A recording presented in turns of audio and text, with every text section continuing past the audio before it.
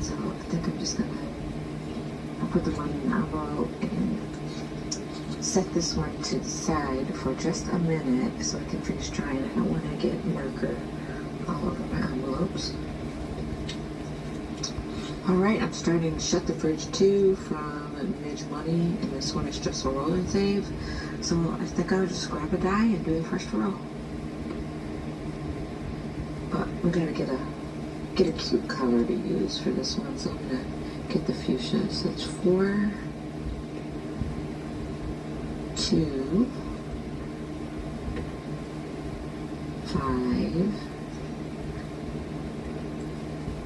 6, 6. Last one is 5. Okay, this is going to be another pretty big one. So let's see what we got.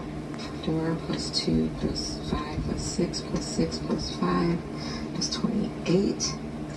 And I'm just starting this one, so I'll like exact change. 25, 6, 7, 8. I do.